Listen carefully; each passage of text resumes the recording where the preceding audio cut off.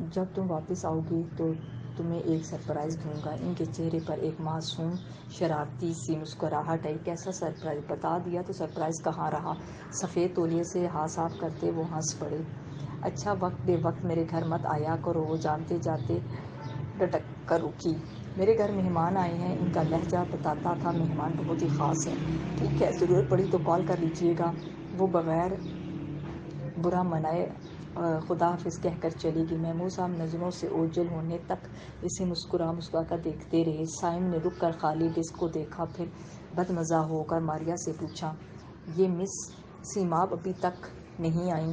وہ حسب عادت لیٹ ہیں۔ ماریا نے نہ جانے کون سی تپ نکالی تھی، اندر آتی سیماب نے اس کا جملہ سن لیا تھا۔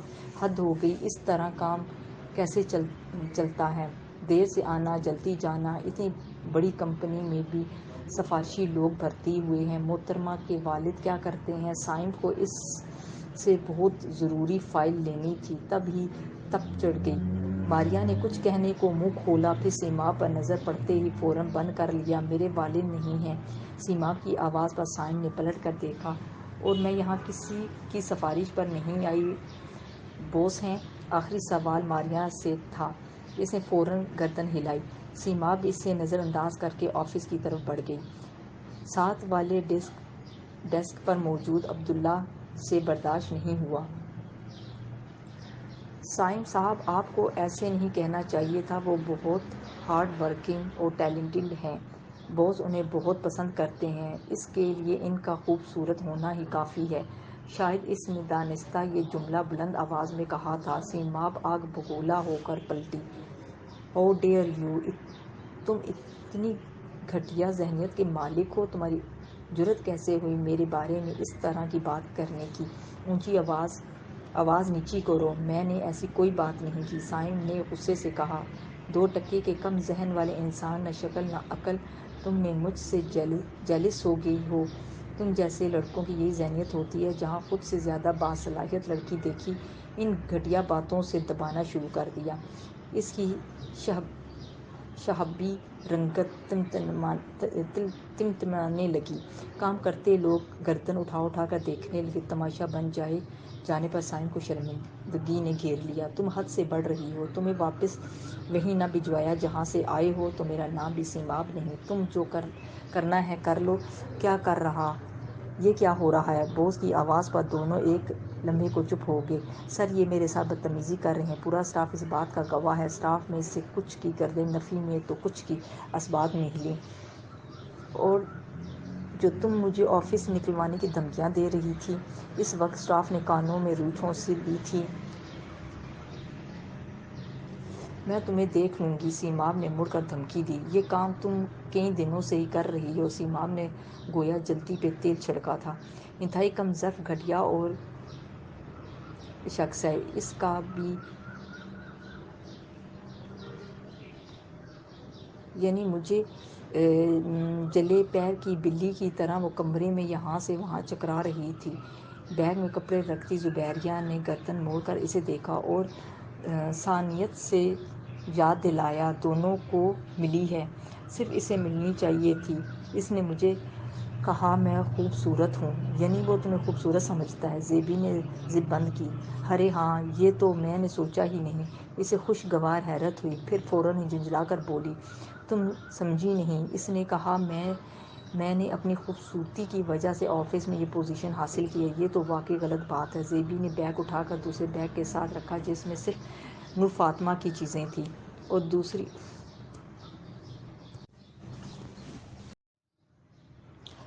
غلط بات سنو۔ سیماب نے اپنے کھلے بالوں کو جھٹکا دیا۔ وہ کہتا ہے میں آفس میں بیٹھ کر اسے دیکھتی رہتی ہوں۔ اس نے کیا غلط کیا؟ زیبی نے معصومانہ حیرت سے دریافت کیا۔ افواہ! وہ تو اس لیے کہ مجھے لگا میں نے اسے کہیں پہلے بھی دیکھا ہے، لیکن اب وہ میرے دل میں اتر گیا ہے۔ سیماب نے بیڈ پر بیٹھ کر کشن کو گود میں رکھا تھا۔ وہ تمہارے دل میں چڑھا ہی کب تھا؟ زیبی کھٹکی۔ بس یوں ہی اچھا لگا تھا، مگر اب زہر سے بھی زیادہ برا لگ رہا ہے۔ اس نے ہاتھ لہرایا، تب ہی بوا کی آواز نے ان کی باتوں میں خلل ڈال دیا۔ وہ دونوں کو کھانے کے لیے بلا رہی تھیں۔ محمود پاپا تمہارا پوچھ رہے تھے۔ فرصت ملی تو ہو آنا۔ زبیریہ نے باہر جاتے ہوئے کہا، وقت ہی نہیں ملتا، سنڈے کو جاؤں گی۔ باہر بلا کی گرمی تھی، ہوا اور درختوں کی گھنی شاخوں میں چھپی ہولے ہولے ہانپ رہی تھی۔ شاخاور اپنے جوپن پر تھا اور ننھی چڑیا منہ کھولے پانی کی چند بوندوں کے لیے ادھر ادھر پھدک رہی تھی۔ زبیریہ کو بالکونی میں رکھے پانی سے بھرے کٹورے یاد آئے۔ کیا اب اس گھر میں کوئی ایسا نہیں جو ان کٹوروں کو ٹھنڈے پانی سے بھر دے؟ زبیریہ کو اپنا آپ اس ننھی چڑیا کی طرح لگا، وہ بھی چونچ کھولے گھونٹ بھر محبت کے لیے یہاں بھاگی آئی تھی۔ خود پرتس کھانے سے پہلے ہی یاد آ گیا ان محبت لبریز کٹوروں کو کس نے اوندا کر دیا تھا۔ وہ تھک کر برآمدے کی سیڑھیوں پر بیٹھ گئی۔ اس کے عقب میں دروازہ چڑچڑایا، وہ سب سے چھپ کر دبے پاؤں باہر نکلی تھی، حالانکہ روشنی بہت ڈانٹ کر اسے سلانے لے کر گئی تھی۔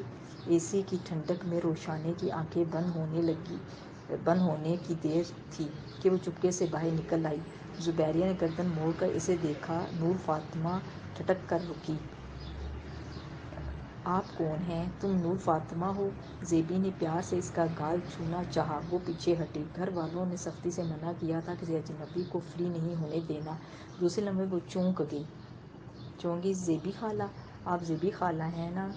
وہ ایڑیاں اٹھاتی پنجوں کے بل اچھلی اور لپک کر واپس بھاگی۔ ننھی چڑیا نے چوں چوں کر کے پورا گھر سر پر اٹھا لیا۔ کمرے میں نیم تاریکی اے سی کی ٹھنڈک سے گلے مل رہی تھی۔ وہ چپکے سے اندر چلی گئی۔ ثمینہ کروٹ کے بل سو رہی تھی، ابو کی جگہ خالی تھی۔ زبیریہ نے گردن گھما کر دیکھا، وہ حسبِ عادت کھڑکی کے پاس والی کرسی پر سر جھکائے اونگھ رہے تھے۔ زبیریہ گھٹنوں کے بل قالین پر بیٹھی اور دھیرے سے سر ان کے گھٹنوں پر ٹکا دیا۔ اور دوسری غلط بات سنو۔ میں ہوں ابو، آپ کا خواب پورا کر کے واپس آئی ہوں۔ واپس آئی ہو؟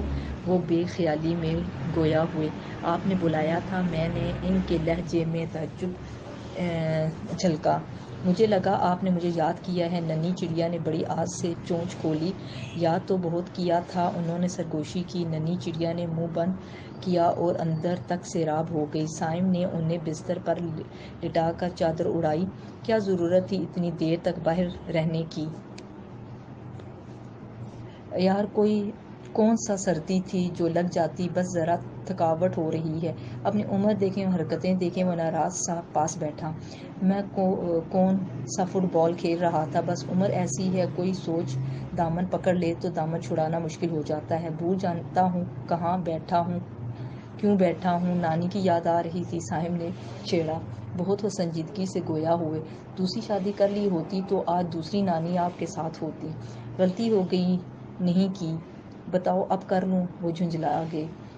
ماما کے پاس آ جانا نا، اکیلے اب نہیں رہ سکتے۔ صائم سنجیدگی سے گویا ہوا۔ پھر تم یہاں کیوں آئے ہو؟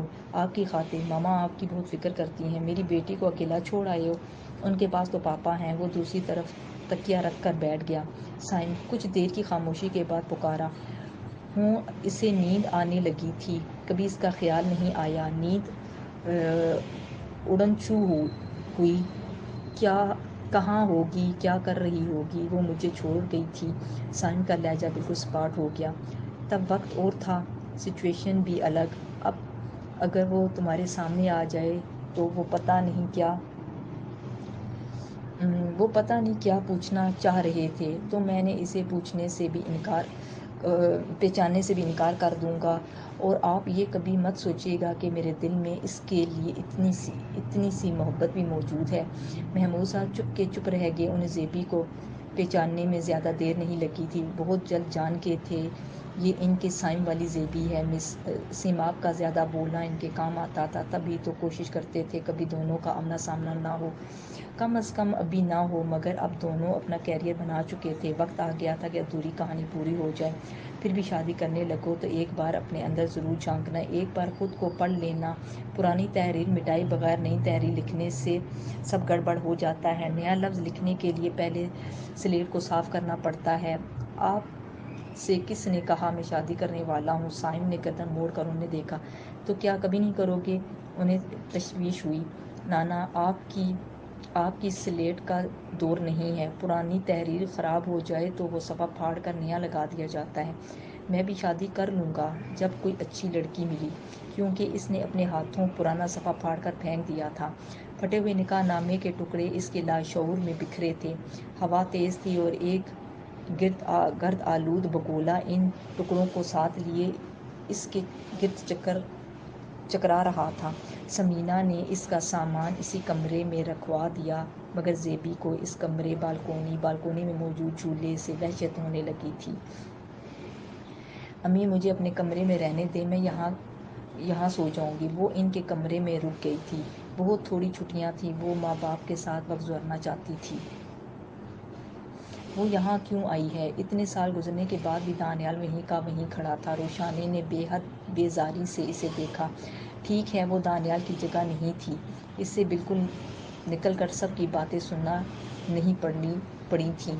جو ذلت اور اذیت اس کے گھر کے مردوں نے گھر سے باہر برداشت کی تھی، وہ اندر آتے آتے آدھی رہ جاتی تھی۔ مگر کھڑے پانی میں بدبو پیدا ہو جاتی ہے۔ اندر کی نفرت کو بہہ جانے دیں، گزر جانے دیں، ورنہ اپنے اندر کی اسٹرینج سے سانس لینا مشکل ہو جائے گا صاحب۔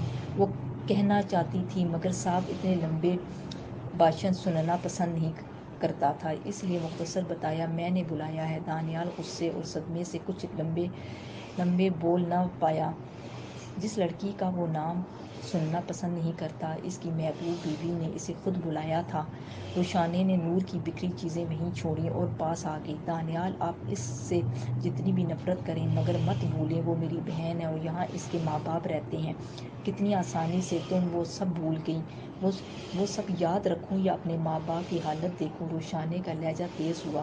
آپ کو نظر نہیں آتا وہ اندر ہی اندر گھل رہے ہیں، مگر آپ اور دنیا والوں کے ڈر سے بیٹی سے مل نہیں سکتے۔ میرا گھر برباد نہ ہو اس لیے بیٹی کا نام تک نہیں لے سکتے۔ لیکن کب تک؟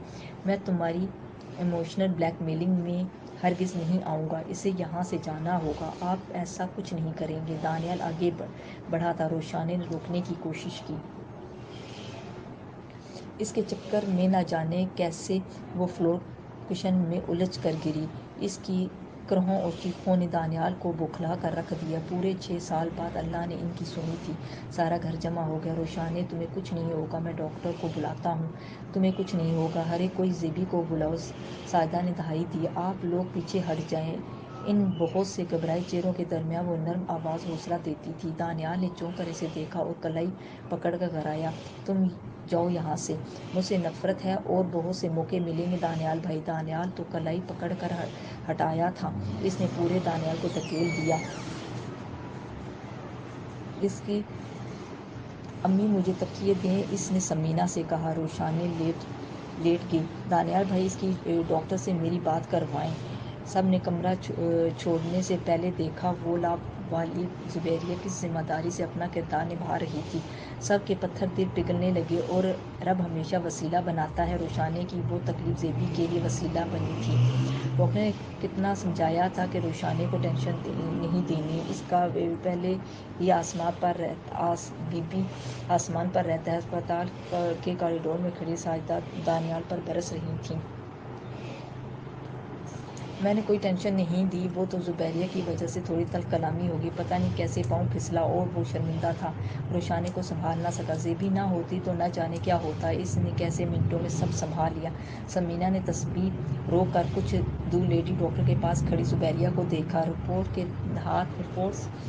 اس کے ہاتھ میں تھی۔ دونوں بات کرتے کرتے اندر چلے گئے۔ کتنی دعائیں اور منتوں کے بعد اللہ نے اس کی گود بھری تھی۔ اللہ دونوں کو سلامت رکھے۔ زبیر صاحب کی کال آئی تھی، وہ بات کرتا کرتا کچھ دور چلا گیا۔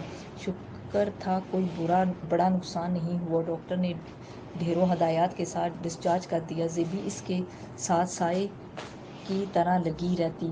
زیبی، مجھ سے کچھ چھپانا نہیں ہے، میرا بیبی تو ٹھیک ہے نا؟ روشانی نے اب بھی بے یقین تھی۔ زبیریہ نے تسلی دیتے ہوئے ڈاکٹر کی ساری ہدایات دہرائیں۔ فکر نہ کرو، آج کے بعد یہ کسی کام کو ہاتھ نہیں لگائے گی۔ ہم تو سمجھا کر تھک گئے ہیں، مگر یہ باز کہاں آتی ہے۔ ساجدہ نے لہجے میں محبت بھری ناراضگی تھی۔ نور کے چھوٹے چھوٹے کام تو کرنے پڑتے ہیں نا۔ روشانی کو بہت کمزوری محسوس ہو رہی تھی۔ یہ نانی دادی ہیں نا، خود ہی سنبھال لیں گی۔ ہاں تو اور کیا، زبیریہ کے کہنے پر نانی اور دادی دونوں نے سر ہلا دیا۔ سائم کو احساس تھا کہ اس نے جو باتیں سیماب سے کہیں وہ غلط تھیں، مگر معذرت کرنے میں انا آڑے آتی تھی۔ دوسری طرف سیماب کی وہ کھوجتی دوستانہ نگاہیں خون خوار تہوروں میں بدل گئی تھیں۔ اس کے سامنے آتے ہی سیماب کی حالت ایسی ہوتی جیسے اسے چیر پھاڑ کر رکھ دے گی، مگر مجبوری یہ تھی کہ دونوں کو ایک ہی جگہ کام کرنا پڑتا تھا۔ میں ہوں ابو، آپ